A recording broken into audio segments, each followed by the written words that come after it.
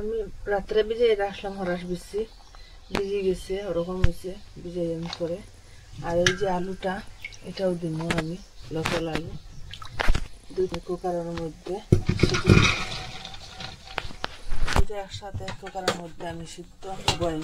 14টা আলু দিলাম, আর আলুর সাথে হরাস বেশি দিলাম আর 1 বাটি। এখন আমি জল দিব।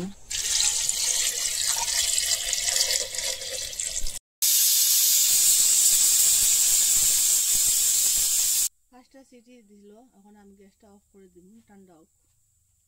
কড়াই গরম হয়েছে, এর মধ্যে তেল দিছি, শুকনা মরিচ, এই যে তেজপাতা, কারি পাতা, পেঁয়াজ, কাঁচামরিচ, রসুন। পেঁয়াজটা এরকম বাজার পরে আমি যে সিদ্ধ করি আলু আর হরাস রাখলাম, এটা দিয়ে দিন। হলুদ, মরিচ, জিরা বাখরে সব কিছুর গুঁড়া, লবণ। আলুটা আমি ওরকম যাতে ভাঙ্গি দিব। আপনারা এটা থাকলে না আগে আলুটা ভাঙ্গি লিবা সিদ্ধ হওয়ার পরে, নাহলে আটা দিয়ে যাতে যাতে ভাঙ্গিতে পারবা।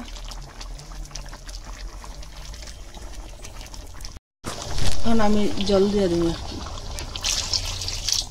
এখন আমি 5 মিনিট জাল দিব।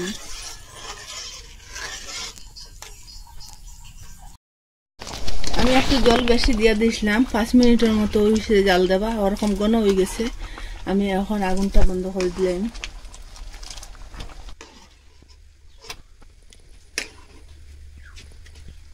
আলু দিয়া ফরাস বিচি দিয়ে তরকারি বানাইয়া খাইতে খুব স্বাদ একটা তরকারি। এরকম শর্টকাটে জলদি বানাইতে পারবা, মিস করবা না। আর ভালো লাগলে লাইক, কমেন্ট, শেয়ার করবা, সাবস্ক্রাইব করবা। বেজান তো ভিডিও ছাড়ে কেউ তো সাবস্ক্রাইব করে না আমাকে, আপনারা সাবস্ক্রাইব করবা।